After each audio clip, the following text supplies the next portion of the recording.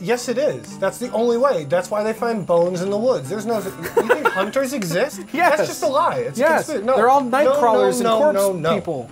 Skinwalkers, that's what they're called. Those are absolute fact. Dude, we're getting off tangent. Yes, okay, we are. Let's get down to business. Brass tacks. Hello, everybody, and welcome to Better or Worse Than the Room.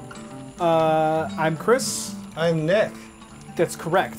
Yes, I got it right I quizzed this time. you, and last week you failed. I'm sorry. Well, this is a podcast that we talk about movies, all different types of movies. We watch a movie every week, and we talk about it, and then at the end kind of tell you whether or not it's better or worse than Tommy Wiseau's The Room.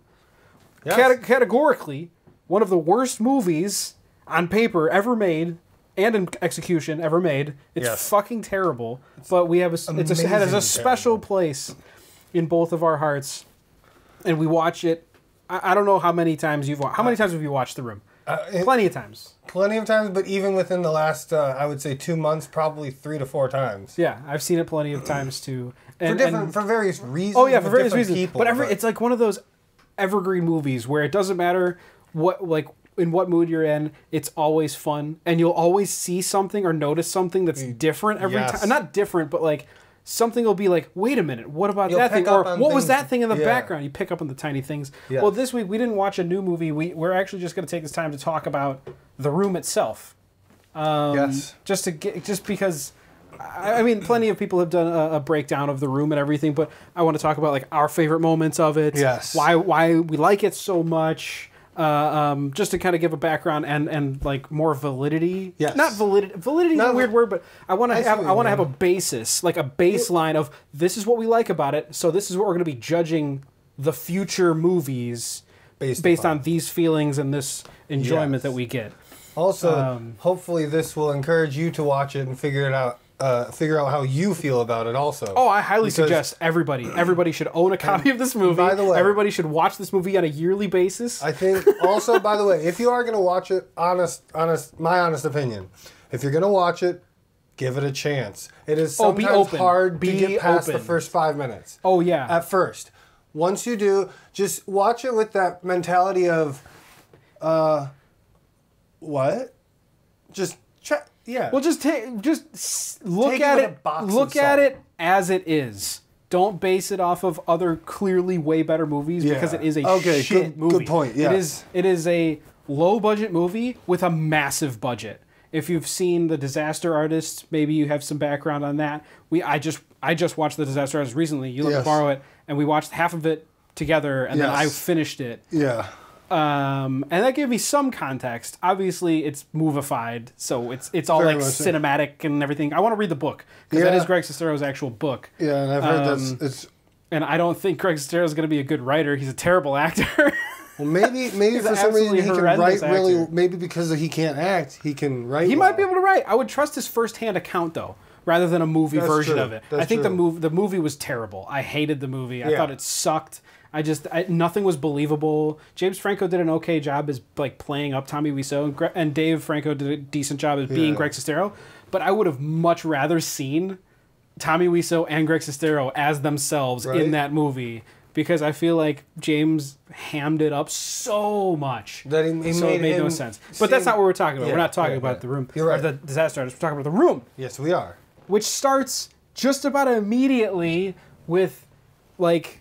Probably one of the greatest things ever, which is you meet Johnny, Tommy Wiseau. After watching him go by on a trolley. And you are immediately blasted in the face with his terrible accent that no one can place, that he believes is from the bayous of Louisiana. Yeah. No, it's not. No, it fucking isn't. It's not. No fucking way. I refuse to believe it. He's from Europe somewhere. But then he's playing with, he's got the flowers behind his back and everything, and he's kind of messing around with Lisa, and then he gives her the gift, which is the beautiful dress, and then you meet Denny, one of the best characters in the entire movie. Denny, who is I just like to watch you guys. Oh, is that who he is? He's the guy who likes to watch you guys. That is true. Denny's like the neighbor, but Tommy Wiseau has like a special relationship with him where he's like a kind of the dad figure to Denny. Kind of, yeah. We'll get a little more into it. You don't really like learn about much of anything. A little bit. We're not doing a full breakdown of this movie. I know. I know I'm going to get to this part. General parts of it. Okay. So then I'll say, here's what we learn about Denny. What does Denny even do? It's a real tragedy how many kids out there don't have parents. When Denny was 18, Tommy got him his apartment. Okay. And that's the last bit. That's the only bit of background you get on Denny. Yes. That's it. That's it. That is the only thing you get.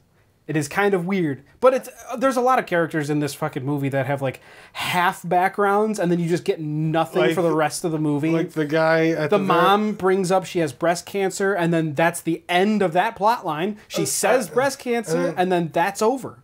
I got the test results back. I definitely have breast cancer. I'm dying. Oh yeah, that's right. And I'm dying. You're not dying, Mom. No, the test results came in. I have that's breast exactly cancer. What happens.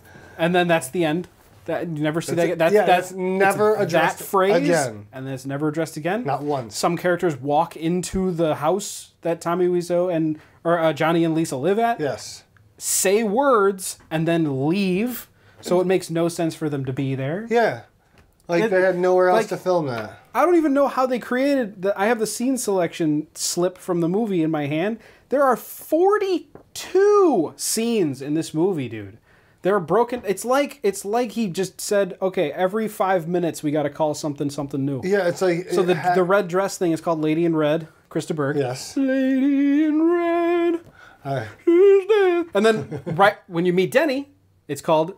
Denny Wants to Watch. Exactly. Isn't that great? I just like to watch you guys. And then scene 4, an entire scene dedicated to nothing but what? Johnny and Lisa's love scene. Oh, yes. Where Johnny fucks Lisa's belly button. Or above it. Yeah. I don't know. It might be right in between. Is it raining outside? The solar plexus, perhaps? It could be the solar plexus. It's definitely her belly button. It's not that far up. But you see his bare ass, just like in Disaster Artist. That thing was supposed to be the window? I don't know. That's the thing. There's a camera section of the fuck scene where it's like the camera's looking through a window, but it looks like they're just pouring water on glass. It's like just a window like sitting in the room or something. I thought it was supposed to be decor, and I did air quotes. I couldn't tell. But as we noticed, as from Disaster Artist, from a little bit of that background, most of the scenes were just like 2 walls.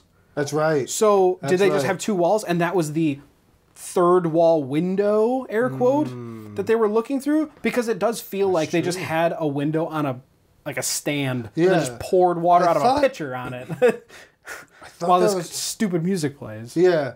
I've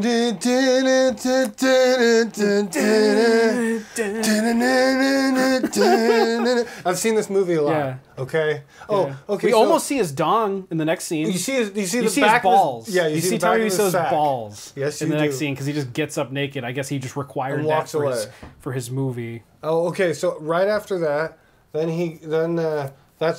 get to the part where she's talking to Mom. Yeah, Mom gets introduced. And we don't hear about the breast cancer yet. I thought that's when we did. No, that's a little bit later. Okay, so the first time they talk, they're just talking, and that's when we learn that Lisa doesn't like Johnny anymore. Yeah, I don't like Johnny anymore. Yeah, Lisa doesn't love Johnny anymore. We get introduced to the whole Lisa is a bitch who, for no reason, after having like a fucking 5-minute long sex scene just previous. Yeah, by the way, 5 minutes. Yeah, great. It's 5 minutes straight. This is like 10 minutes into the movie too, where we learn that she doesn't love Johnny anymore. She's like, I found a new man or whatever. Oh, yeah, we haven't learned that she's fucking Greg Sestero, aka that's Mark. Right. So she then calls him, which, by the way, these 2 scenes were obviously filmed at separate times, and they did not hear each other. Oh, guaranteed. On the phone. It was just like, say this. Because she's like, hey, and he's like, hey, how you doing? Like, it's like, you have to do it right. He's in his car just staring at the windshield going, hey. Yeah. What are you doing? But it's like... no emotion. The way he's saying it doesn't match the way she's asking it at all. How you doing? Pretty much. Yeah, he looks so aloof. Like his eyes aren't even open behind the sunglasses he's wearing or something. Maybe they're not. He is the worst Wilson brother. Swear to God. That is true. Okay, so then we learn. That means we learn. Then he comes over, right? Not yet. No. Okay. Something happens in between there. It might be. It actually might, Because the chapter 8 is called Seduction. Oh no, that's which I think it is. Yeah. So Lisa calls Mark. That's when we learn that she's having an affair with Mark, who is Johnny's best friend, and has been with him through thick and thin. We think maybe right. It's been inferred, I guess. Yes, and they fuck. Well, hold on. Before that, you get one of the not even during seduction. You get one of the greatest worst lines ever. So cringy. Do you remember what she calls him? Big boy. Lover boy. Lover boy. That's what it was. So I want you, lover boy. And she says it like that, and it's uncomfortable. I hate it. And then the way she says it is you can tell when she says it. She hates saying it. She didn't want to say it. She like, can I say anything? She had to be like, absolutely can I say anything fucking else? hates No, it. lover boy is the way they say it. Lover, you have to say lover boy. Lisa. Exactly. So then they have their sex scene, which is another they fuck on the stairs. Yes, on the spiral staircase, which is the word. Don't have a spiral staircase in your house, please. Don't, unless you have some way of like. If you have a waiter, if you have like a little elevator or a dumb waiter to get things up and down, because you put furniture up a spiral staircase, you're not getting it down. You can throw it out the window. How to get up there? Magic. They crane it in. Opened up the roof. No, they crane it in, drop it, and then they build a roof over it. Like when you put a piano in a house. You put it in the basement, you build the house over it. So it'll never escape. True. No escape. No one can steal my darn Unless piano. you have a walkout garage or a basement, then it's good. That's pretty good. Okay, so after that scene... after they fuck, we get the flower shop scene. Yes, which is where it is solidly one of the most out of place feeling scenes in the entire movie. Oh, hi Johnny, I didn't see you there. Doggy. Dozen red roses, please. He walks in. He walks in and says, "You're my favorite customer." He walks in and then he says, "Give me my normal order," or something like that. And she's like, he says a dozen red roses. Oh, please. Yeah, you're right. And then she goes, "Hi, Johnny, I didn't see you there." Yeah, after she said, "Can I help you?" Yeah. And then, I didn't see it was you, Johnny. You're my favorite customer. Thanks. Hi, doggy. Bye. No, he doesn't say thanks. He just goes, "Hi, doggy. Bye." Hi, doggy. Bye. And then the girl says, "You're my favorite customer." And it's all like mushed on top of each other. Yeah. But that whole scene takes like 20 seconds. They could have cut that from the movie entirely and it would have been fine. Totally fine. Yeah, there was no reason to have that scene aside from the fact that it is now super famous for being a fucking terrible scene. Right? Right? It's stupid. It's terrible. I cannot stand it. It's so unnecessary. Yeah. Later on, well after the flower shop, that's where we get cancer. That's when that's when the mom says cancer. That's after the I'm tired, I'm wasted. Yeah, that's right. So we don't really learn what Johnny's job actually is in the movie. Kind of. The only thing we kind of get is he's in banking. Yeah. And then he's up for a promotion possibly. Yes. And he's really wants to get it. He's been working really hard. He's working so hard. He saved them bundles. I saved them bundles of money. Much money. He's like, they lied to me. They betrayed me, and I don't care anymore. Gotta have the whole thing though. They told me I would get it. Or it's like you didn't get the promotion, did you? Don't forget about Lisa because she's the reason. They told me I would get it. They lied to me. They betrayed me. And I saved them bundles. And that's when she asked him a question, and then he goes, "They lie to me, they betray me, and I don't care anymore." It's like, okay. Yeah, so I guess the whole thing, because here's another thing that I don't like about Lisa. Lisa, through this entire movie, sucks. She is the worst human being on the planet. She flip-flops constantly between being like an okay human being and loves Johnny to being like just absolutely cold-hearted, doesn't give a fuck, doesn't even take her best friend's advice throughout the entire movie, doesn't give a fuck about what her mom thinks, even though her mom is actually really down to earth and actually is like, no, he's good for you, you've got solid money, you already fucking love him. And, you've been together this long, he's done this for you. Which isn't the greatest argument. No. Because just because a guy has money doesn't mean she should marry him. Right. However, like you see with the scenes between Lisa and Johnny interacting, and like you can tell like there's well, fuck, not genuine feeling, but you could tell, like, For movie, if Lisa's doing this is like movie relationship. It's fine. Yeah. But then when she flips to Mark, it's like, well, what was that then? She just immediately becomes extremely unlikable. She doesn't take anyone's advice. No. Period. She's like, I'm the smartest human being on the planet. No, I'm I'm just amazing. doing what I'm this doing is what I want. want to do. Yeah. I don't fucking care if I hurt everybody in the Oh, process. by the way, that's when we learned she says Johnny hit her. Oh, Because yeah. they drank, Because when they, yeah, he doesn't drink, but she previous, made him, hold on. Sorry, go on. Previous, when the tired, I'm wasted, no, I don't care anymore. In order to calm Johnny down, Lisa pours him scotch, whiskey, and vodka. The worst mixture ever, which is also part of a conspiracy to try to figure out what part of the world Tommy Wiseau comes from, which is why I'm certain it's Eastern European or something. That's why I think it's Polish. I think he's Polish.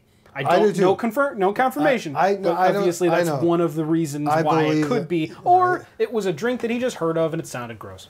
I don't know. But they're getting hammered together, and that leads to second sex scene, I'm pretty sure. Third.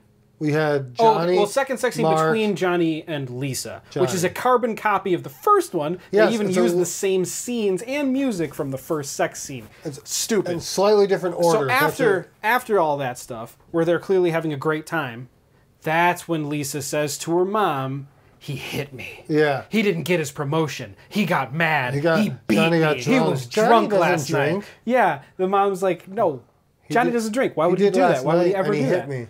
Yeah, so then we're greeted with another beautiful amount of fuck Lisa energy. Her favorite, her favorite. What is her catchphrase? Her catchphrase is, I don't want to talk about it. Always. That is everything she says to every single person. And I don't want to talk about it. Her mom has one of the greatest lines to that. If you don't want to talk about it, then why'd you bring it up? Perfect. Exactly. You can't fight that perfect. And she brings it up to everybody and asks them not to tell anybody. She does. Lady, you are literally just here's what I did. Just read this. I'm gonna pass it out, but don't tell anyone. That's the exact same energy as like those early Facebook statuses of just like, I'm just so pissed. Why doesn't anybody want to like talk to me or something? And then someone will comment like, hi, and then they'll be like, ew, don't talk to me. It's like, You're bringing on. Not saying like that's obviously a decent example, I think, but I get it. That's what Lisa does. Is she is the epitome of that. Yeah. I'm gonna talk shit, but then if you respond to me, I shut down. Also, give me I can advice, be the only person to talk. But I don't want your advice. Yeah, give me advice, which I will immediately do the opposite because I want to do what makes me feel good. Yes, regardless of who it hurts. And I guess this is okay to bring up. It's toward the end of the movie, but it's one of the greatest lines. We're not worried about you, Lisa. We're worried about Johnny. Yeah, basically all of his friends. Like at the end of the movie, there's a whole party. It's Johnny's birthday party, and Lisa invites everybody. I thought it was Lisa's party. She said it was Johnny's party, but Lisa's a cunt and hates everybody. So it's Johnny's party. Lisa's putting together for him. Which, if she didn't love him throughout this entire movie, why would she put together this massive party? Because it was a lot of work. Because it was a shitload of work. She bought party favors. She invited shitloads of people, and during that party, tries to fuck Mark while everyone is just one door length away. She says, "Let's go outside, everybody," and then everyone says, "Okay." Where there's clearly tension between people. Oh yeah, Mark and Johnny kind of know Johnny kind of knows what's going on by the end of the movie. It's just anyway. How's your sex life? Anyway, how's your sex life? Oh my god! We'll get more into that in a moment. So let's see. Where did we leave off? Oh, we missed both of our just about favorite scenes in the entire movie. Oh my god. Well, we got Denny. He loves to watch, you know. He likes Lisa a lot, but later on we get a rooftop scene with none other than Denny, and we learn another piece of his backstory. Okay. He likes drugs, and he knows a man named Chris R. So I love Chris R. Who is Chapter 17. He is labeled as Chris-R. So it is not Chris space R period, like R is his last name. No. His name is Chris R. Yeah. Chris-R. That blows my mind. This is the first time I'm learning about this. Me too. I thought for certain it was Chris and then R, first letter of last name. Nope. Chris R. Chris-R. Wow. What the fuck does the R stand for? Real. Yeah, Chris Real. I'm real. Yeah. Or Chris Ronnie. He doesn't like to be known as that, though. Right. So that scene is great because Denny is sitting up there with a basketball. By the way, Tommy Wiseau in everything he's ever made has to be tossing a ball or something back and forth in scenes. He does tend to do that. But Denny's just upstairs by himself on the roof, and then we get a guy like a black wife beater type T-shirt. He's pretty buff. Yeah. He's got a beanie and a small goatee. He looks like he's gonna kick your ass. Yeah. Or Zac Efron in The Disaster Artist, because Zac Efron plays Chris R, which was actually an amazing role. I thought that was the best part of the entire movie. That's what I was telling you. Zac Efron as Chris R. It is fantastic. It's pretty great. It was great. In that scene, Denny turns around to see Chris R, and you get a close up of both of them. Denny has the "Hey, what's up" look, and Chris R has the "I'm gonna fucking murder you" look. Yeah. My fucking money, Denny. As he pulls a gun. Yeah, so he goes, "Hey, Denny, you got my money?" And Denny says, "Oh no, I'm sorry." He walks over. 5 minutes. I don't have the raw. No, we forgot. It'll Denny be here goes, in 5 minutes. "Hey, Chris R." Hey, Chris R. I forgot. That's how that starts, and that's why we were mind blown about that Chris R thing. This doesn't make any sense. Why would you call him Chris R? What's the purpose? There is none, and I think that's. Did he misread a name? He had. Did someone write R? No. I don't know.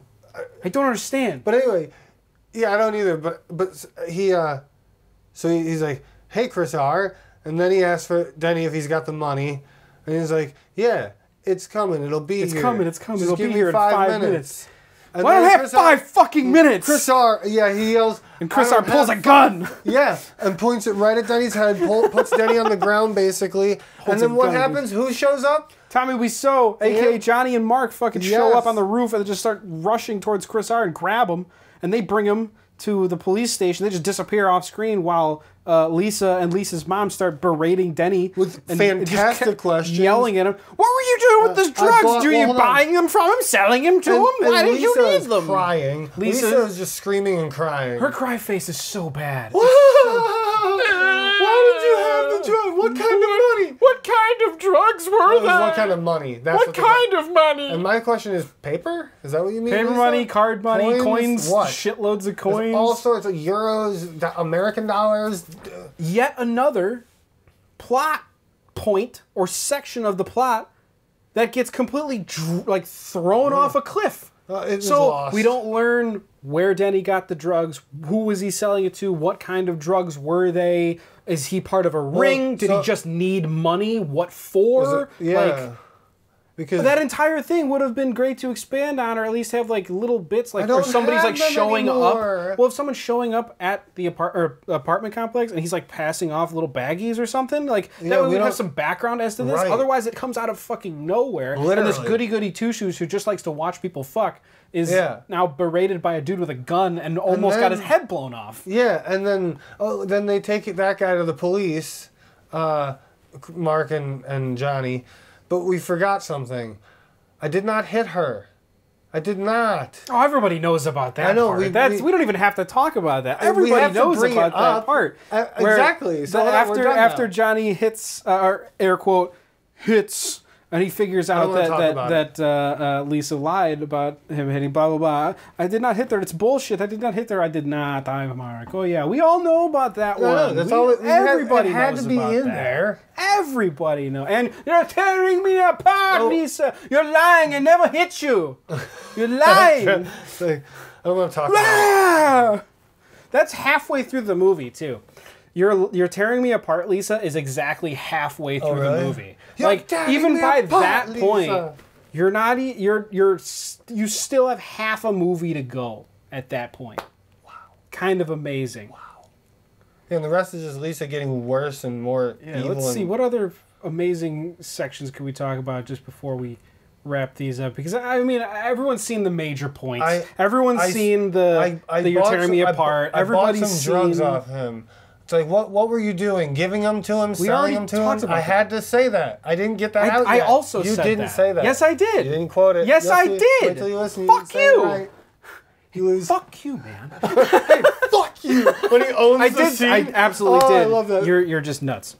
Oh, football and tuxedos. Nuts. Yeah. So, when they're getting ready for Johnny's party and they all just get tuxedos. And that, thanks to Disaster Artist, got some background That's on that, where throughout most of the movie, Mark, Greg Sestero's character, has like stubble at the beginning, and he's kind of growing it a little bit as the scenes go, and he has a decent beard by the point where we realize that Mark and Johnny are kind of like, or this is like after Johnny starts yelling at Lisa, and he's kind of suspecting all that, and then the tuxedos.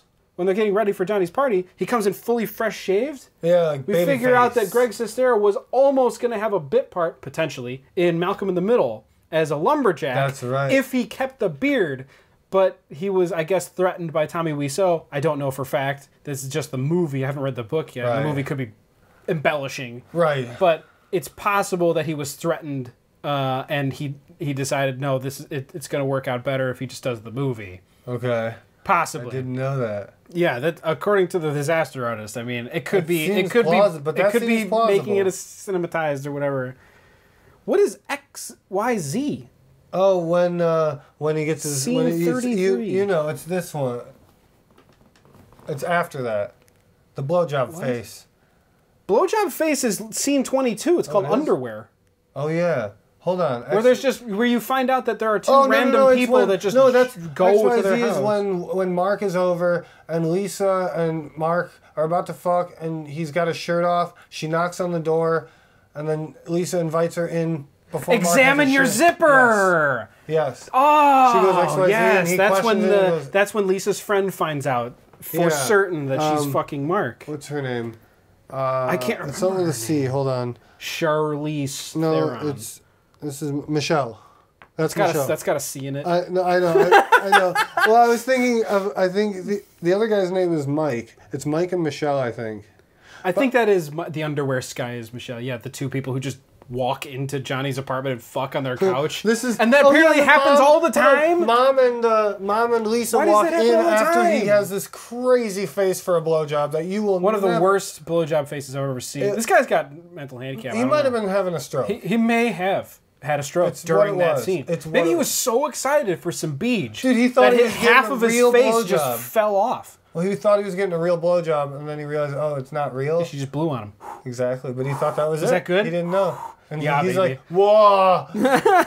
But then Mom and Lisa walk in, and then that's when they're about to leave, and Lisa says they were doing homework. And by the way, as they're leaving, Lisa goes, Mom, this is Michelle, this is her boyfriend Mike, and he holds his hand out to shake Mom's hand, and Mom goes, Because the mom's great? Yes. Claudette or Claudia? I think it's Claudia. Claudette? Yeah, it's Claudette. Okay, because there was official merch that called her Claudia. Really? Yes. There's actually your favorite line that she says, if you think I'm tired today, wait until you see me tomorrow. That was a mug, and it's attributed to Claudia, not Claudette.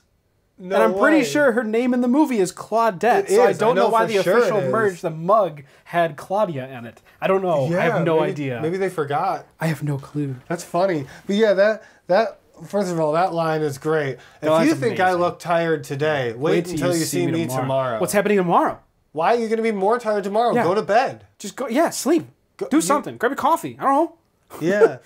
But you don't get any context for that. You don't get context for any of this shit. Before that, Mike and Michelle. But okay, anyway, we meet them. And then shortly after that, that's when Denny comes in and asks for some sugar. And then she's like, "Don't you have your own sugar?" And he's like, "I'll come back." And then he goes, and then she How many people come in and out of this place? It's worse than Grand Central Station. It's worse than Grand Central Station. That's when Lisa says, it's a real tragedy.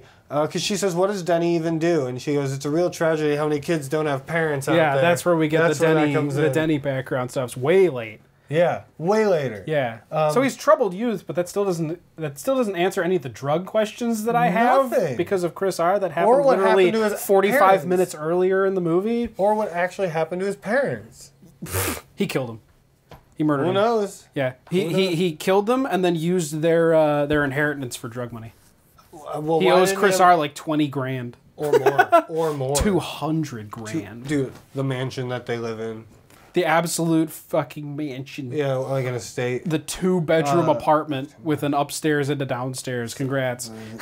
Yeah, exactly.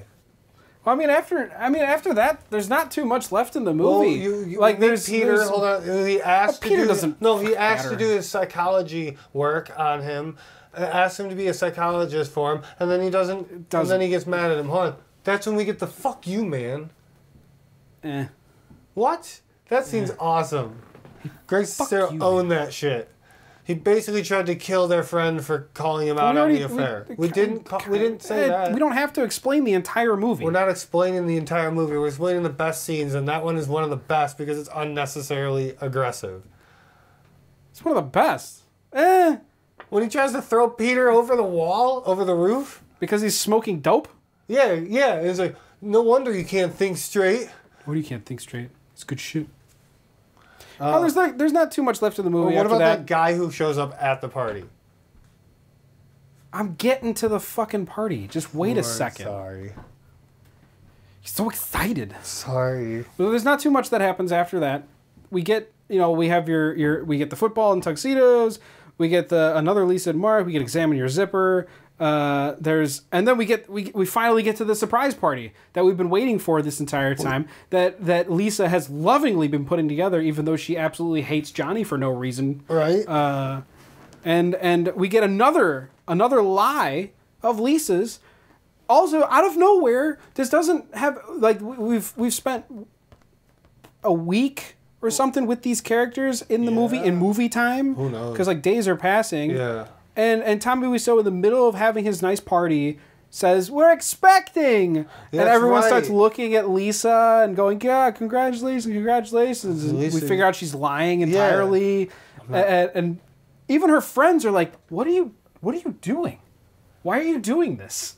What is the point of how does this help you?" That's when they say and that's where we get those. We're not worried about you. We're worried about Johnny, and you realize that all of their friends are just for Johnny. It's great, perfect. Right.